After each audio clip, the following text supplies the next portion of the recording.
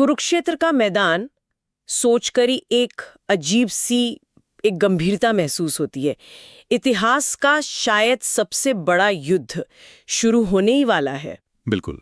एक तरफ है पांडव और दूसरी तरफ उनसे कई ज्यादा बड़ी, मतलब बहुत बड़े कौरवों की विशाल सेना। दोनों तरफ के योद्धा अपने रथों पर तैयार हैं, शस्त्र चमक रहे हैं और माहौल में एक अजीब सी खामोशी है। हाँ। लाखों सैनिकों की धड़कनों के अलावा शायद सिर्फ घोड़ों के हिनहिनाने या हवा की आवाज ही सुनाई दे रही है। बस एक इशारे का इंतजार है और फिर सब कुछ बदल जाएगा। और वो खामोशी मतलब बहुत कुछ कहती है। वो सिर्फ लड़ाई से पहले का सन्नाटा नहीं है। नहीं है। उसमें उम्मीदें हैं, डर है, कर्तव्य है और सालों का गुस्सा भी। हर सैनिक जो वहां खड़ा है वो सिर्फ एक योद्धा नहीं है, वो अपने साथ एक कहानी, एक वजह लेकर आया है। सही बात है। तो उस मैदान पर सिर्फ सेनाएं नहीं, बल्कि दो अलग अलग विचारधाराएं, दो अलग अलग भविष्य आमने सामने खड़े थे। बिल्कुल। और हमारे आज के स्रोत हमें इसी शुरुआती पल के एक बड़े दिलचस्प पहलू पर ले जाते हैं। पहली नजर में देखें तो लगता है कि कौरवों का पलड़ा भारी है। उनकी सेना बहुत बड़ी है, उनके पास भीष्म और द्रोण जैसे महारथी हैं। बिल्कुल, कागज पर तो वही मजबूत दिखते हैं। हाँ, लेकिन स्रोत एक अजीब सी बात बताते हैं। इतनी बड़ी सेना होने के बावजूद कौरव खेमे में सैनिकों के मन में कहीं ना कहीं एक डर था, एक बेचैनी थी। अब ये बात थोड़ी अटपटी लगती है। ज्यादा बड़ी सेना तो ज्यादा आत्मविश्वास होना चाहिए, है ना? फिर ये डर क्यों? ये बहुत गहरी बात आपने पकड़ी है और यही मतलब युद्ध के मनोविज्ञान को समझने की चाबी है। अच्छा। देखिए, लड़ाई सिर्फ गिनती का खेल नहीं होती। कौरवों के डर की वजह पांडवों की सेना की संख्या नहीं, बल्कि उनकी ब्रांड वैल्यू थी। Brand value? हाँ, अगर आज की भाषा में कहें तो। हाँ। सोचकर देखिए, पांडवों की तरफ कौन थे? अर्जुन, जिसके धनुष की कहानियां दूर दूर तक मशहूर थीं। भीम, जिसकी गदा की ताकत को सब जानते थे। ये सिर्फ योद्धा नहीं थे, ये अपने आप में एक लिविंग लेजेंड थे। सही बात है। तो कौरव सेना का आम सैनिक सिर्फ एक दुश्मन से नहीं, बल्कि उन कहानियों और उस खौफ से लड़ने जा रहा था जिसे उसने सालों से सुना था। तो ये डर संख्या का नहीं, प्रतिष्ठा का था। बिल्कुल बिल्कुल। अच्छा, तो ये एक तरह का मनोवैज्ञानिक दबाव था। और ऐसे नाजुक पल में ही तो एक लीडर की असली पहचान होती है। सही कहा। कौरवों के सेनापति थे भीष्म पितामह, कुरुवंश के सबसे बड़े, सबसे अनुभवी। हाँ। उन्होंने अपनी सेना की नब्ज को पकड़ा होगा। उन्होंने महसूस किया होगा कि उनके सैनिक शारीरिक रूप से तो तैयार हैं, पर मानसिक रूप से थोड़े डगमगा रहे हैं। बिल्कुल। एक अच्छा जनरल सिर्फ नक्शे पर लकीरें नहीं खींचता, वो अपने सैनिकों के चेहरे पढ़ता है। भीष्म समझ गए थे कि अगर इस डर को अभी नहीं तोड़ा गया तो युद्ध शुरू होने से पहले ही आधा हारा जा चुका होगा। अच्छा। उन्हें पता था कि इस समय किसी उपदेश या भाषण का असर नहीं होगा। उन्हें कुछ ऐसा करना था जो सीधा हो, शक्तिशाली हो और यादगार हो।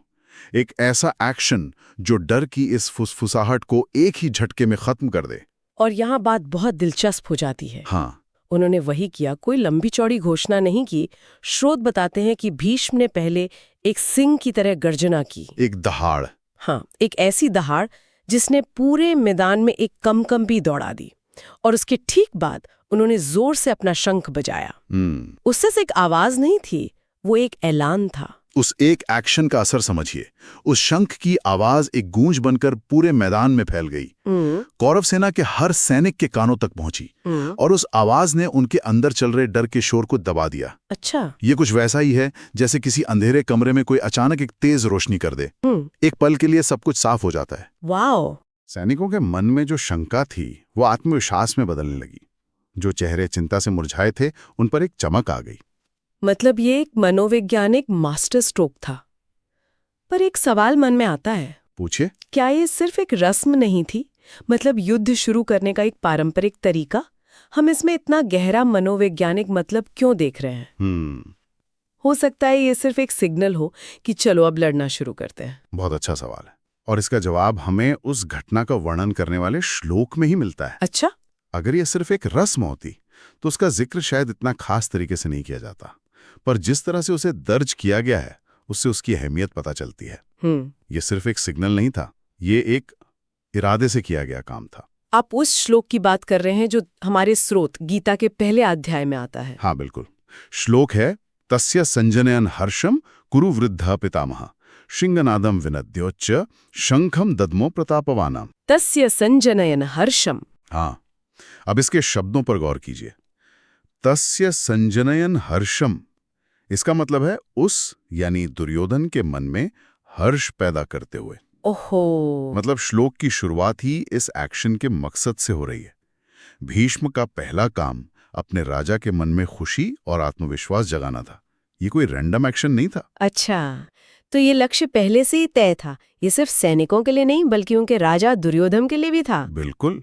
और आगे देखिए, कुरु वृद्धा पितामह, यहां उन्हें सिर्फ सेनापति नहीं कहा गया बल्कि कुरुओं में सबसे वृद्ध पितामह कहा गया है।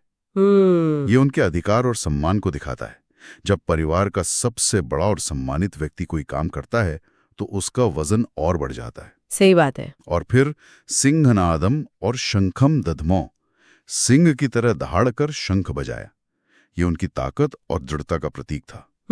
तो ये श्लोक सिर्फ ये नहीं बता रहा कि क्या हुआ, ये बता रहा है कि क्यों हुआ और किसने किया और उसका असर क्या होना था। मतलब ये तो लीडरशिप का एक पार्ट है जो शब्दों में पिरो दिया गया है। बिल्कुल। ठीक है, तो भीष्म ने एक शक्तिशाली आवाज से अपनी सेना में जोश भर दिया, डर को खत्म कर दिया। ये एक तरफा घोषणा थी। लेकिन पांडवों ने क्या किया?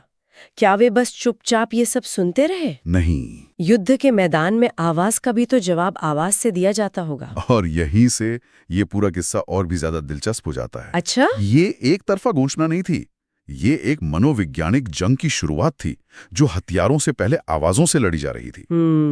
पांडव चुप नहीं बैठे। भीष्म के शंखनाद के जवाब में पांडव खेमे से जो आवाज आई वो बिल्कुल अलग थी। वो एक जवाबी हमला था, लेकिन उसका अंदाज अलग था। कैसे अलग था? देखिए, कौरव सेना में एक आवाज उठी, भीष्म की। उस एक आवाज ने सबको एकजुट करने की कोशिश की। एक कमांड। हाँ, लेकिन पांडवों की तरफ से एक आवाज नहीं बल्कि कई आवाजें एक साथ उठी। कई आवाजें? हाँ। स्रोत बताते हैं कि सबसे पहले भगवान कृष्ण ने अपना शंख पांचजन्य बजाया। अच्छा। फिर अर्जुन ने अपना देवदत्त शंख बजाया। फिर भयानक काम करने वाले भीम ने अपना पौंडर नामक विशाल शंख बजाया। फिर युधिष्ठिर, नकुल, सहदेव सबने अपने अपने शंख बजाए। वाह। तो ये एक सोलो परफॉर्मेंस के जवाब में एक ऑर्केस्ट्रा जैसा था। बिल्कुल सही पकड़ा आपने। एक अकेली दहाड़ के सामने कई शंखों की गूंज। हाँ। और ये सिर्फ शंखों की गिनती नहीं थी, हर शंख का अपना एक इतिहास था, अपनी एक पहचान थी। पांचजन्य, देवदत्त, ये दिव्य शंख थे।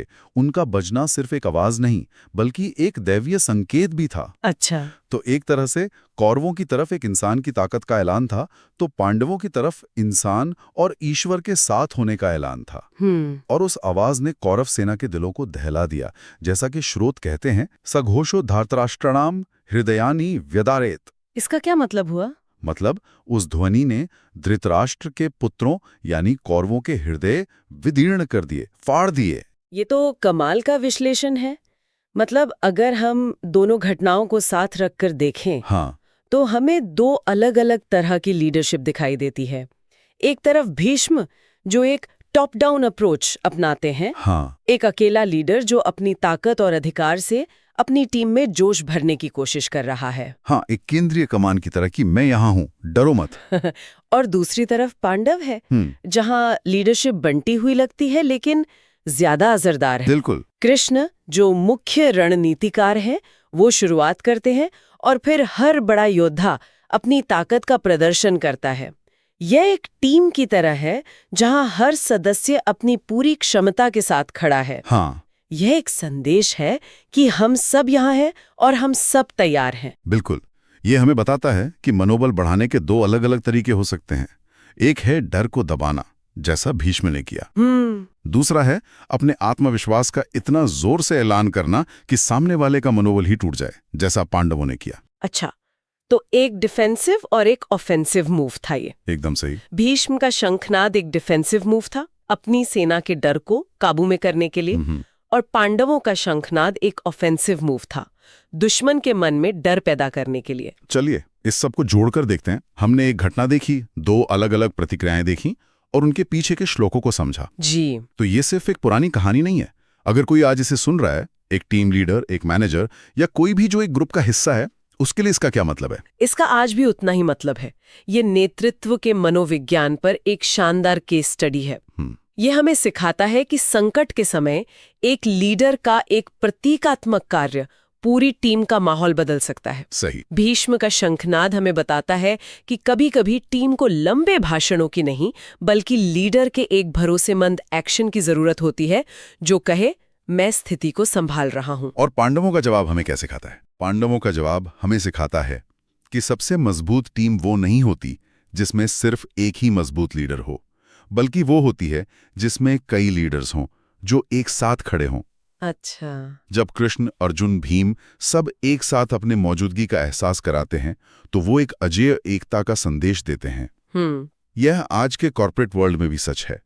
एक कंपनी जिसमें सिर्फ सीईओ ही स्टार है और दूसरी कंपनी जिसमें सीईओ के साथ साथ सीएफओ, सीटीओ और बाकी लीडर्स भी उतने ही काबिल और आत्मविश्वास से भरे नजर आते हैं। हाँ। दोनों में से ज्यादा भरोसेमंद कौन लगेगी? जाहिर है दूसरी वाली। तो आज के इस चर्चा में हमने महाभारत के युद्ध की शुरुआत के एक बहुत ही अहम पल को कई परतों में समझा। जी। ये सिर्फ शंख बजाने की कहानी नहीं थी, ये इस बात का विश्लेषण था कि मुश्किल समय में लीडरशिप कैसे काम करती है, कैसे मनोविज्ञान का इस्तेमाल किया जाता है और कैसे एक ही पल में डर को हिम्मत में और आत्मविश्वास को एक हथियार में बदला जा सकता है।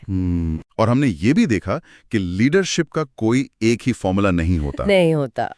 एक तरफ एक सम्मानित बुजुर्ग का टॉप डाउन कमांड था, तो दूसरी तरफ एक साझा उद्देश्य से जुड़े कई चैंपियंस का सामूहिक ऐलान। दोनों अपनी अपनी जगह पे शक्तिशाली थे, लेकिन दोनों के इरादे और असर बिल्कुल अलग थे। बिल्कुल, ये सब सोचने पर मजबूर करता है। हाँ, और ये एक महत्वपूर्ण सवाल भी खड़ा करता है जो इस पूरे किस्से के दिल में है और आज भी हमारे लिए मायने रखता है। क्या? किसी भी टीम या संगठन की असली ताकत किस चीज में होती है?